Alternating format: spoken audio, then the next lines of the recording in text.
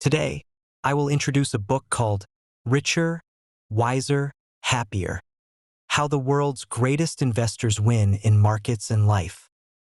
Before we dive in, please click on the subscribe button below the video and stay updated. The author of this book is a British journalist named William Green. He has written for well-known magazines such as Forbes, Money, Fortune, and Time, and has interviewed over 40 legendary figures in the investment world over a span of 25 years. While he has interviewed many successful investors, he found that not many simultaneously possess wealth, wisdom, and happiness. Therefore, this book only includes those whom he truly admires. Some familiar names you may recognize include Warren Buffett, Charlie Munger, Peter Lynch, and John Bogle, the father of index funds. However, I believe the best parts of the book are not about these well-known figures, possibly because their stories have been largely explored. Instead, I find the stories of less famous individuals more touching. These people have quietly amassed wealth and lived contentedly, each with their own convictions. Their life paths, compared to those of the most famous, may be more relevant and insightful for us. Hence, they are the focus of our discussion today. Additionally, after finishing this book, I found it interesting that most of the individuals selected by the author are value investors. I'm not sure if this is because the author admires value investing or because the principles of value investing are indeed more transferable to life, providing more nourishment. I can't conclude this point, but perhaps after today's discussion, you will find your own answers. Now, let's delve into the book and learn how the world's top investors have made themselves richer, wiser, and happier. The story of Mohnish Pabrai. The first person we look at is an Indian man named Mohnish Pabrai, a low-profile billionaire who made his fortune through investing. He isn't very famous outside his circle, but to the author, who has met many people, Pabrai is among the wisest. Thus, he is featured in the first chapter of the book. The story begins with the author accompanying Pabrai to visit 40 teenage Indian girls supported by his charity fund. Pabrai asked the girls a question about his 18-year-old daughter who had saved $4,800. He asked, if this amount grew by 15% annually for the next 60 years, what would it become? The girls were unprepared for this exercise, so when they calculated that the $4,800 would turn into $21 million, the classroom burst into exclamations of surprise. Pabrai told the girls that the person who first made him realize the power of compound interest was his hero, Warren Buffett. In 1994, a 20-something Pabrai first read about Buffett's investment performance in a book. Starting at age 20, Buffett achieved an annual return of 31% for 44 consecutive years. This amazed Pabrai because it meant that, compounded, $1 invested by Buffett in 1950 would have grown to $144,500 by 1994. Since then, Pabrai set himself a challenge, a game, to turn $1 million into $1 billion within 30 years. How did he fare? Very well. From 1995 to 1999, he turned $1 million into $10 million. Then he started a fund. From 2000 to 2018, the hedge fund he managed achieved a return of 1,204%, while the broader U.S. market only returned 159%.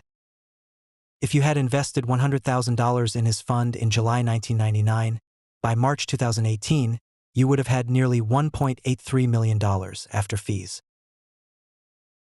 Why was he so successful? His secret is simple: emulation. Whom did he emulate? The very person who inspired him to play this game, Buffett. His emulation wasn't superficial but went deep into his bones. As the author puts it, madly emulating. Initially, Pabrai read everything he could find about Buffett, including Buffett's letters to shareholders and various biographies. Then, he began attending the annual shareholder meetings of Buffett's company, Berkshire Hathaway, almost like a pilgrimage.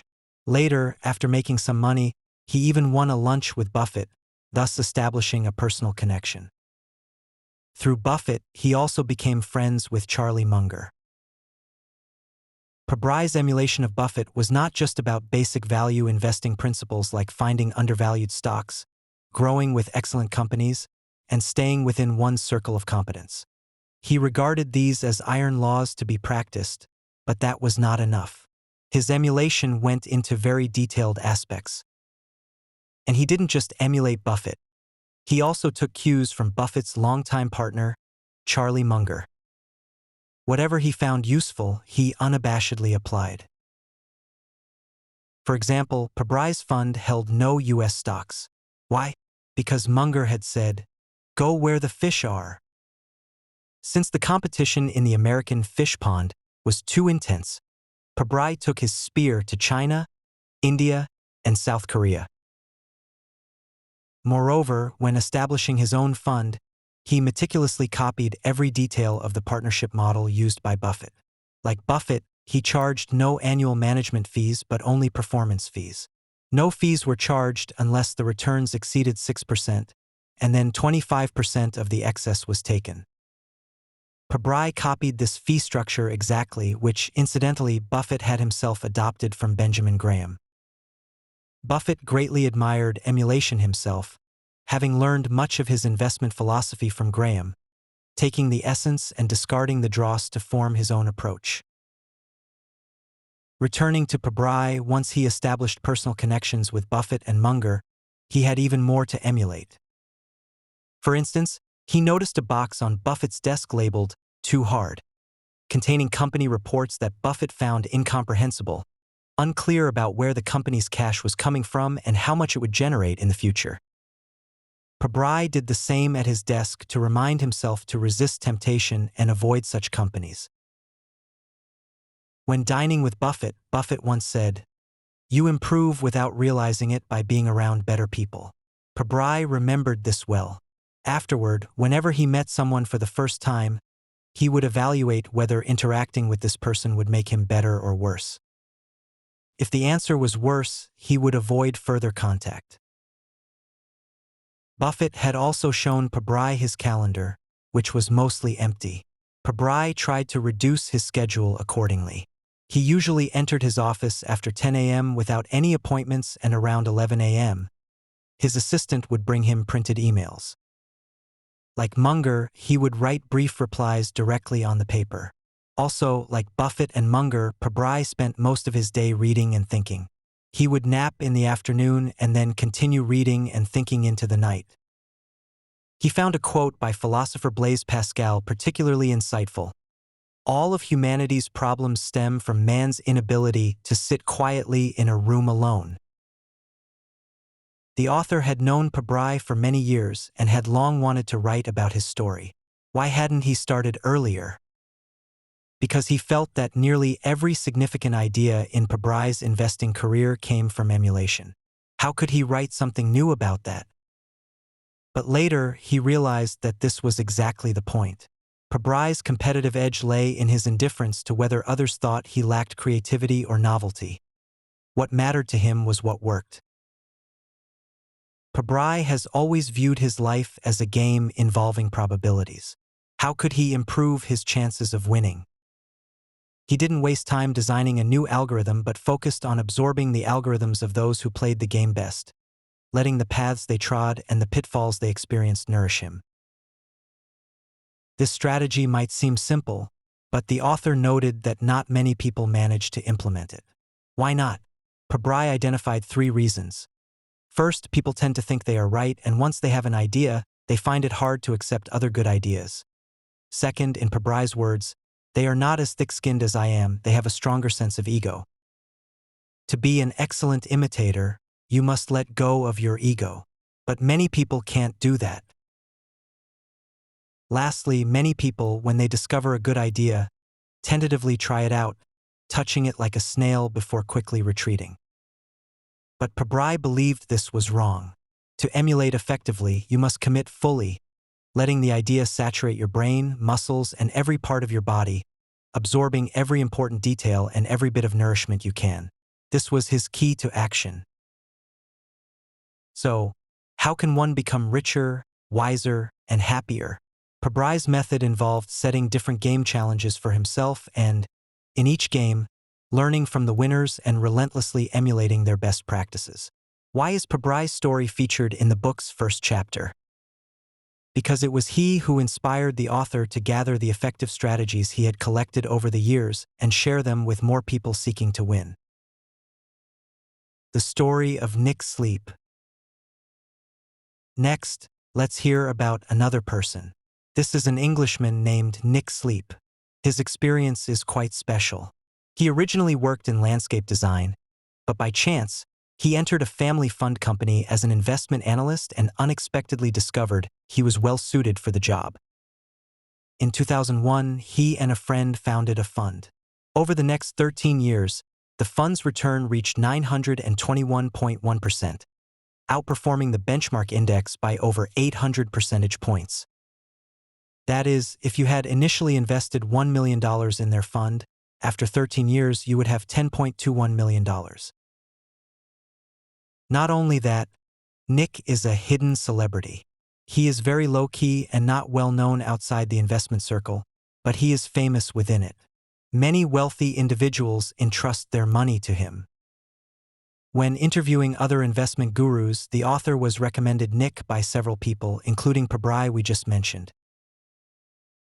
However, Nick has always been reluctant to promote himself, so it took the author several years to fully understand his story. Nick also has his own iron laws, not from any person but from a book, Zen and the Art of Motorcycle Maintenance, which I have also discussed with you before. You might remember that one of the most important philosophical concepts in that book is called quality. What is quality? We can roughly understand it as a pursuit of goodness that exists both materially and spiritually. The author of Zen and the Art of Motorcycle Maintenance, Robert M. Pirsig, felt that even the most ordinary work can refine a person and reflect whether one possesses quality. He wrote that whether you are fixing chairs, sewing clothes, or sharpening knives, you can do it beautifully or ugly. This concept greatly influenced Nick. He read the book when he was 20 and has since pursued quality in both his life and career, including in his investment practices. He told the author that he truly wants to accomplish everything with high quality because that is the only way his heart feels satisfied and peaceful. The fund he later co-founded with his friend was also seen by him as a laboratory to explore how to pursue quality in investments. At the founding of the fund, they decided that their goal was not to fill their own pockets by charging high fees or expanding the scale, but to put investors' interests first. So they only charged a low management fee that covered costs, far below the usual 1% or 2%. Moreover, if the fund's annualized return did not reach 6%, they would not take any money at all. Nick explained the fund's goal to his children this way: "We want to turn £1 into £10. In other words, they aimed to create outstanding long-term returns for investors. Because of this goal, Nick always refused to adopt many common short-term performance strategies used by other funds, such as leveraging, short selling, speculating on options and futures, and chasing hot short-term trades. Additionally, Nick had a very special practice. He would ignore short-term distractions. He said that information, like food, has a shelf life. Some quickly spoil while others last longer. Shelf life is a valuable screening criterion. For example, they never paid attention to financial news reports about short-term impacts of events on asset prices, nor did they immediately check various forecasts and recommendations from Wall Street financial institutions. They had a method of stacking up those research reports and not looking at them until a month later, by which time they would realize that most were just rumors and nonsense. They also had a Bloomberg terminal in their office displaying real-time data and financial news, but they intentionally placed it on a very low table. Why?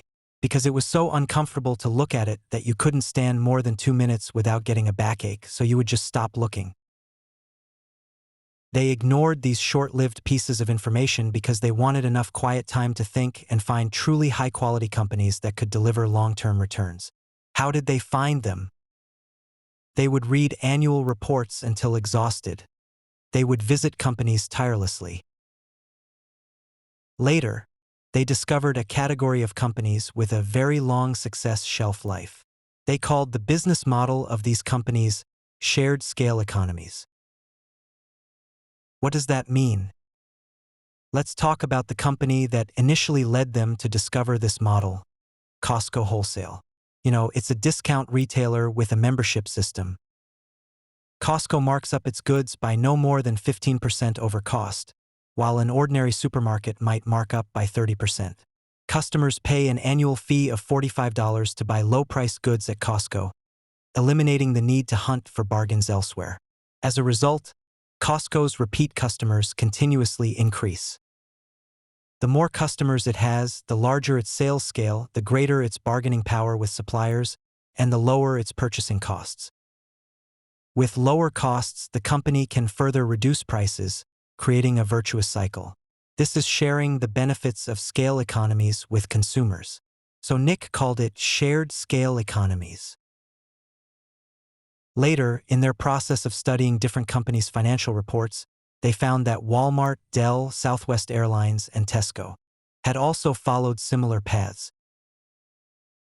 Then they invested in Amazon, because they realized that Amazon was the ultimate practitioner of shared scale economies in the internet age. In 2005, Amazon launched a super membership system. After paying an annual fee, members received 2-day free delivery services. Later, they also provided members with free movies, TV shows, unlimited photo storage, and other benefits. This enhanced customer loyalty and encouraged more consumption. Nick realized that Amazon had become an accelerated version of Costco. Jeff Bezos followed the path of the predecessors of shared scale economies, but the internet made this classic strategy easier to implement. Nick felt that companies like these were essentially quality companies, aligning with his long-pursued concept of quality. Generally, when a company scales up, the main beneficiary is the company itself. But these quality companies are willing to share the benefits of their scale expansion with their customers. This also makes scale a major advantage rather than a burden. The pursuit of quality ultimately led Nick to these quality companies. These companies also became their long-term holdings.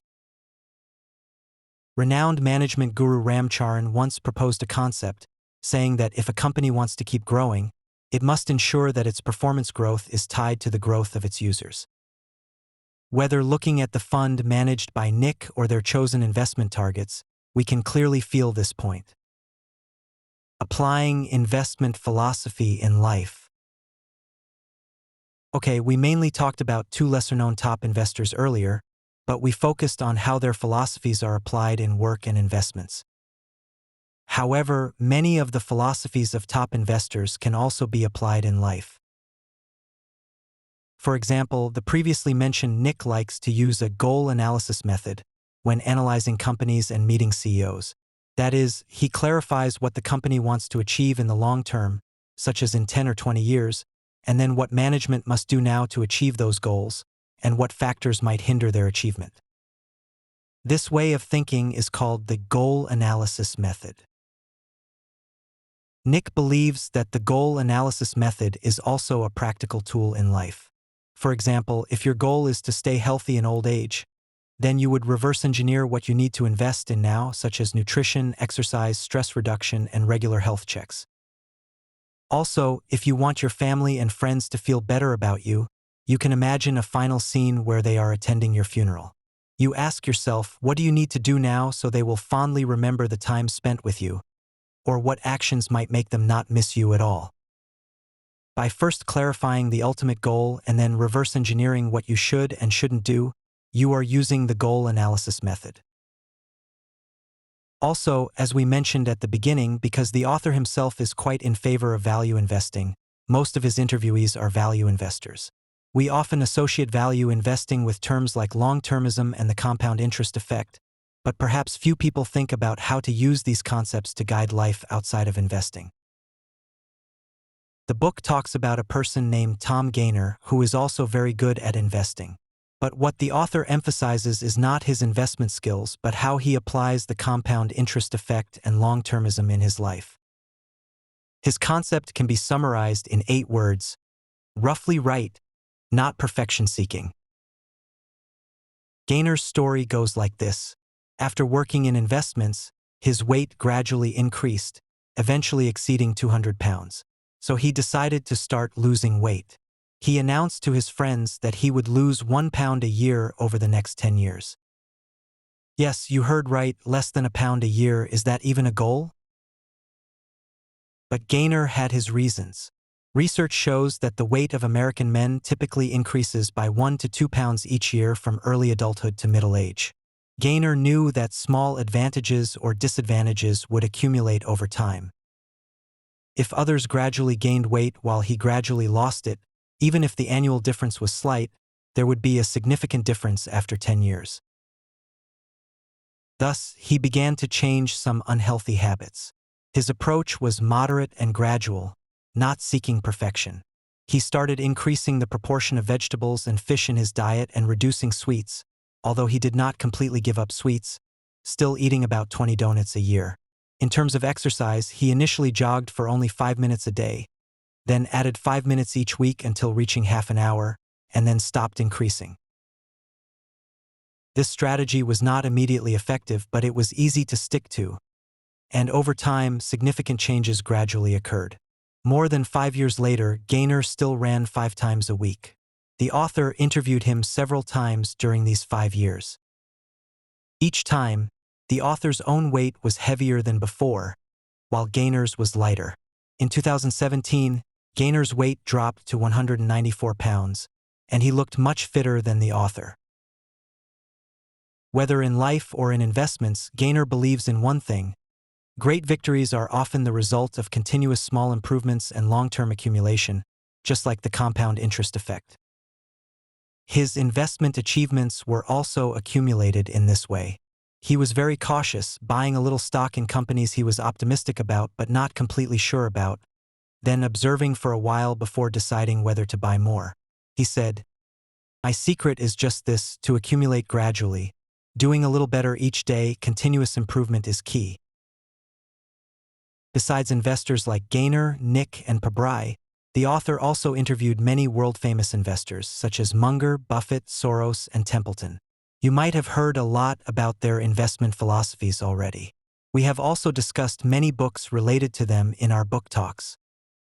So today I will share some of their philosophies that can be applied to life.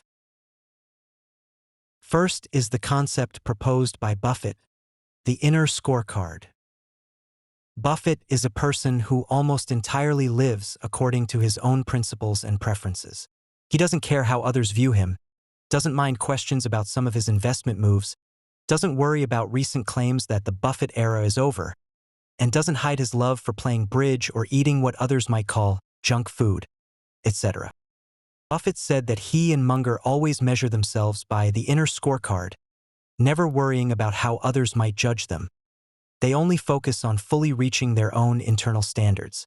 Whether this is their secret to longevity, I don't know. But living this way certainly seems to make life happier and more relaxed. Buffett suggested one way to judge whether you live according to external or internal standards is to ask yourself this question: would I rather be the world's worst lover but look the best to the public, or be the best lover but look the worst to the public? Besides Buffett, the author also found that many famous investors, such as Templeton and George Soros, share this trait. They are willing to be alone, to hold positions that others do not favor, only following their own inner voices. For example, investor Templeton does not look at the highest quality companies but instead uses a contrarian strategy to study stocks of industries and markets around the world that have been in trouble, examining assets that have performed the worst over the past 5 years, and then assessing whether the reasons for their difficulties are temporary or permanent. If temporary, then it's his time to enter. This kind of independence also permeates his life, sometimes making others think his behavior is a bit odd. For instance, when the author went to interview Templeton, he saw the 85-year-old wading in the sea, only his head visible, wearing a hat and mask, struggling against the resistance of the water. The author found this quite comical. But who cares what he thinks? Templeton was happy, and that was enough. He would do this walk for 45 minutes every day, never caring what people on the beach thought of him. Let's talk about another principle from top investors called welcoming mistakes. According to Templeton's calculations, he made at least 500,000 investment decisions throughout his career. Over the years, he kept detailed records of the stock buying and selling advice he provided to clients. He found that about 1/3 of his recommendations were unwise. He also observed the decision-making accuracy of many other investors and lamented that even the best investors should realize that no matter how hard they try, their decision-making accuracy is unlikely to exceed 2/3. And our other life decisions are not necessarily simpler than investment decisions. So, this means that when we make a decision, it's best to remind ourselves that there's at least a 1/3 chance that this decision is wrong. This can also help us overcome the human nature we mentioned earlier. Once we have an idea, we can't hear other information. You might even put a note on your desk to remind yourself, why am I always right? Why am I right every time? You might also remember one of Munger's thinking habits, which is to deny himself. No matter how convinced he is of an idea, Munger will try hard to find evidence to the contrary. He believes that if you can't think through how to prove your point wrong, you don't really own that point. Not only that, but in the book I'm discussing today, I also saw that whenever Munger realized he was wrong, he didn't feel guilty or angry but happy. Every time he successfully overturned one of his deeply ingrained notions, he cheered for himself, because he sees this process as gradually eliminating ignorance and becoming wiser. He even said, in any given year, if you haven't overturned even one of your favorite ideas, that might be a wasted year. In other words, an effective way to check your progress in life could be to ask yourself, over the past month, quarter, or year, which of your views have you overturned? Like this, welcoming your mistakes and even seeing the discovery of errors as an achievement is an invaluable advantage. Alright, that's the key content of the book I wanted to share with you. Finally, I have one more thing to add. The last chapter of the book is called Beyond Wealth, which discusses that money is important, but it is not the fundamental element of a rich life. This is also my takeaway after reading this book. The people discussed in the book are wealthy, but not just in the monetary sense. It's also because they've held on to what they truly care about. For example, Pabrai sees life as a game, with financial goals as challenges within the game. So what he cares most about is the joy of overcoming opponents and meeting challenges.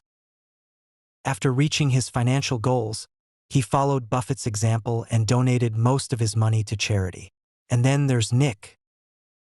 Some might think that Nick's talk of pursuing quality sounds a bit hypocritical, but he puts it this way: what does it feel like when you're 80, looking back on a life where you treated your clients fairly, worked hard all your life, made rational charitable donations? Isn't that feeling better than owning 4 houses and an airplane? From this, we can sense what he really cares about. The book also tells another story. Once, a TV reporter asked musician Bob Marley, "Are you a wealthy man?" Marley asked, "What do you mean by wealthy?" The reporter explained, "Do you have a lot of property? A lot of money in the bank?" Marley countered, "Can possessions make you rich? I don't have that kind of wealth. My wealth is my life." So, how can you maximize the wealth of a lifetime? This ultimately involves a trade-off.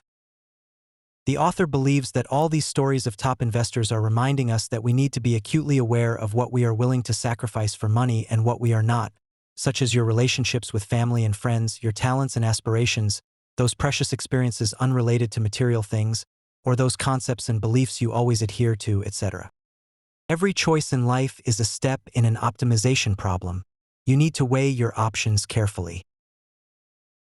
This book tells us about the last person, Van den Berg. He was lucky enough to survive the Jewish Holocaust during World War II and later became a wealthy man.